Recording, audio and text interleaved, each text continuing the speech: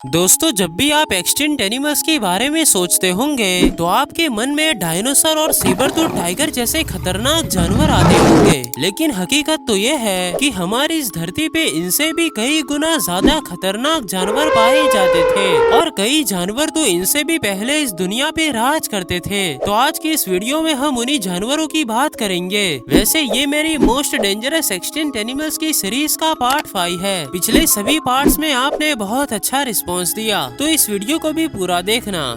Number 7, इनोस्ट्रांसिविया।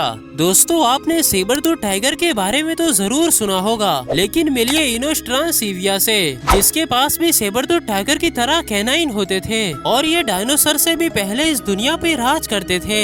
ये mammals और reptile का कॉम्बिनेशन थे, मतलब इसका बॉडी स्ट्रक्चर रेप्टाइल जैसा था, लेकिन इनमें मेमल्स की खासियत थी। बहरहाल इनका साइज मॉडर्न डे लायन जितना होता था, लेकिन इनके तीत 12 सेंटीमीटर लंबे होते थे, जिससे ये अपने शिकार को एक बार में ही चीर दिया करते थे। और यही एबिलिटी इन्हें सेबर टूथ टाइगर से भी ज्यादा डेंजरस बनाती थी। ये 260 मिलियन ईयर्स पहले पर्मियन पीरियड में पाए जाते थे और ये अपने टाइम के एपेक्स प्रेडेटर भी थे। इनका स्कल का शेप बिल्कुल वुल्फ की तरह होता था और ये 300 किलो तक वजनी होते थे। इनोस्ट्रांसिविया दुनिया का सबसे पहला सेबर टूथ प्रेडिएटर था, लेकिन फिर पर्मियन ट्रायसिक एक्सटेंशन इवेंट में ये पूरी तरह से विलुप्त हो गए। ये वही इवेंट था जिसमें दुनिया के 95% स्पीशीज खत्म हो गई थी।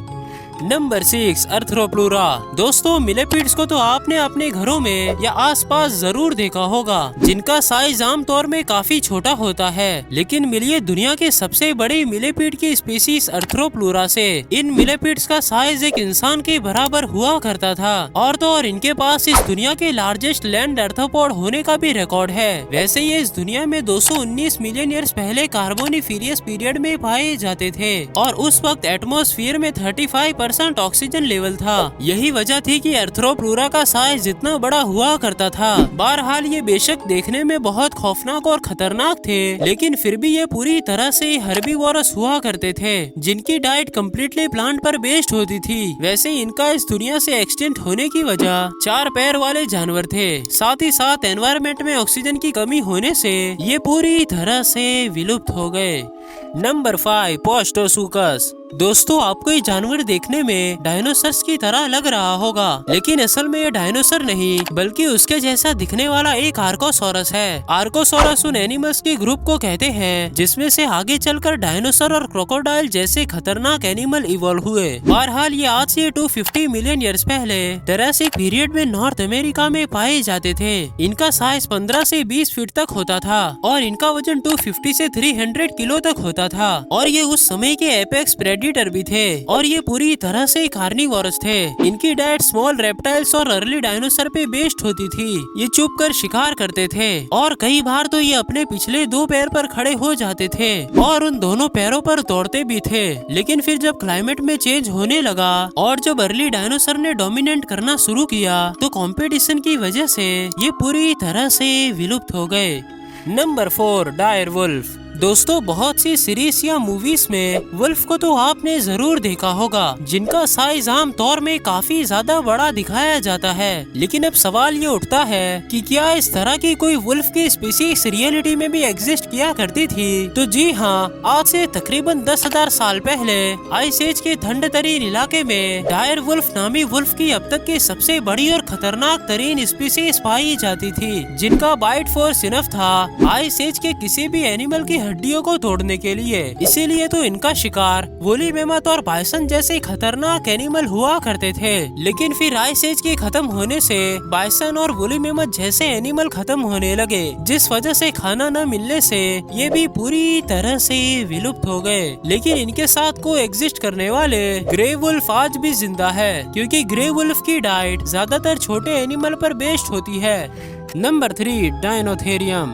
दोस्तों, आपने तो एलिफेंट को कई बार देखा होगा, लेकिन मिलिए डायनोथेरियम से, जो कि आज के एलिफेंट के सबसे पुराने रिलेटिव है। इनकी खास बात ये थी कि इनके दांत नीचे की तरफ मुड़े होते थे। बहरहाल ये आज से 23 मिलियन ईयर्स पहले मायोसीन इपोक में पाए जाते थे। ये ज्यादातर अफ्रीका, एशिया और यूरोप के ग्रासलैंड में एग्जिस्ट किया करते थे। ये मेमथ से भी बड़े होते थे क्योंकि इनकी लंबाई 13 फीट तक होती थी, जो कि इन्हें लार्जेस्ट लैंड मैमल बनाता था। इनका वजन 8 से 10 टन तक होता था और इनके टस्क का साइज 1.5 मीटर तक होता था, जिसे ये जमीन को खोदने और पेड़ की डालियों को तोड़ने के लिए इस्तेमाल करते थे। इन्हीं सारी फीचर्स की वजह से इन्हें डेनोथेरियम नाम दिया गया, जिसका मतलब होता है टेरिबल बीस्ट, यानी कि खतरनाक जानवर। लेकिन इसके बावजूद भी ये पूरी तरह से हर्बीवोरस थे। इनकी डाइट प्लांट्स, लीव्स और फ्रूट पर बेस्ड होती थी, लेकिन फिर क्लाइमेट में चेंज और इंसानों के जरिए शिकार करने से ये 1 मिलियन ईयर्स पहले पूरी तरह से विलुप्त हो गए। नंबर 2, सेराटोगोलस। दोस्तों, आपने राइनो के हॉर्न को तो देखा ही होगा, लेकिन क्या आपने कभी हॉर्न्ड रोडेंट के बारे में सुना है? अगर नहीं सुना तो मिलिए सेराटोगोलस से, जो कि दुनिया के इकलौते हॉर्न्ड रोडेंट थे। ये गोफर जैसे दिखते थे, लेकिन इनके हेड पर 2 शार्प हॉर्न होते थे, जिससे ये दूसरे एनिमल से अपना बचाव करते थे। ये नॉर्थ अमेरिका में 5 मिलियन ईयर्स पहले लेट मायोसिन में पाए जाते थे। ये एक फॉसोरियल एनिमल थे। फॉसोरियल ऐसे एनिमल को कहते हैं जो ज्यादातर समय अंडरग्राउंड रहते हैं और ये अंडरग्राउंड रहकर प्लांट के रूट्स को खाते थे।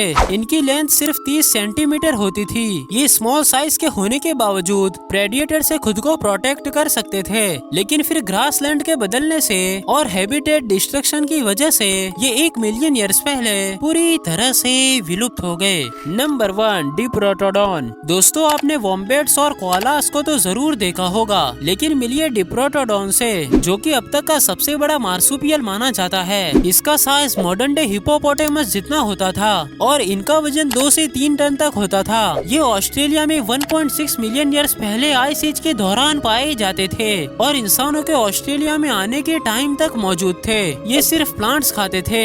इनके फ्रंट टीथ कंटिन्यूअसली ग्रो होते रहते थे। डिप्रोटोडॉन के फीमेल्स के पास भी कंगारूस की तरह पाउच होता था, जिसमें वो अपने बेबीज को रखते थे। ये स्लो मूवमेंट करते थे, लेकिन इनका बड़ा शरीर होने की वजह से इनका कोई शिकार नहीं कर सकता था और हमें ओरिजिनल रॉक पेंटिंग में भी इनकी इमेजेस देखने को मिलती है, जिससे पता चलता है कि ये इंसानों के साथ को एग्जिस्ट करते थे। लेकिन फिर क्लाइमेट में चेंज और इंसानों के जरिए शिकार करने की वजह से ये आज से 50,000 साल पहले पूरी तरह से विलुप्त हो गए। तो दोस्तों, उम्मीद करता हूँ कि ये वीडियो भी आपको अच्छी लगी होगी। अगर अच्छी लगी तो इस वीडियो को एक लाइक करके हमारे चैनल को सब्सक्राइब कर दीजिए, क्योंकि हम 10 के सब्सक्राइबर के काफी क्लोज है। वैसे इनमें से आपको कौन सा जानवर सबसे खतरनाक लगा, कमेंट करके जरूर बताइए। अगर इसके पिछले पार्ट्स को देखना है तो स्क्रीन पर दी गई वीडियो पर क्लिक करिए, मैं आपको वहीं पर मिलूंगा।